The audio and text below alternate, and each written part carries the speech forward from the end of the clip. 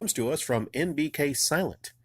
I remember watching a channel called Classic Gaming Quarterly, and the guy who runs it, Chris, was very transparent about what he was making on YouTube when his channel was in his infancy. I remember in an episode he said, "I don't know why YouTubers are so afraid to go over the economics of YouTube and this and that." Slowly over time, he eventually got the Dollar Shave Club sponsorship. Then he added that membership thing and started live streaming. And now finally he signed up for Patreon, partly due to a guest, I believe, being in his live stream and questioning why he didn't have one. Well, long story short, he no longer discusses nor gives a single hint about how much he makes on YouTube. He also said the reason for joining Patreon was because making videos, stopped being fun a long time ago, referring what he does as work. This saddens me because right before he started Patreon, I left a comment saying, "I respect the fact you don't have a Patreon," to which he never responded or hasn't responded to a single comment of mine since. Sorry for the long comment, but I think you can appreciate the hypocrisy.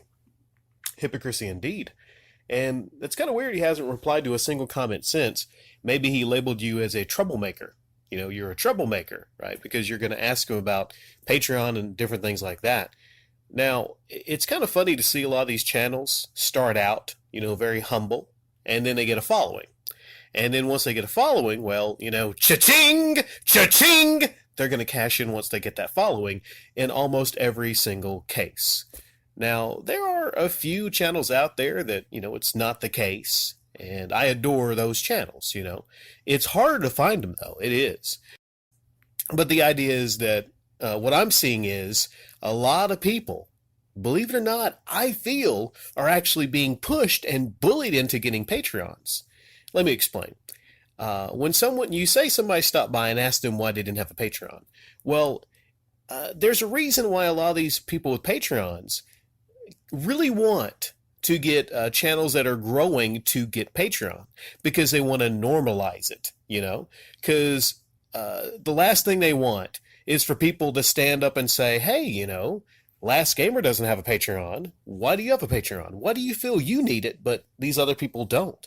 These other people are uploading similar, videos. Why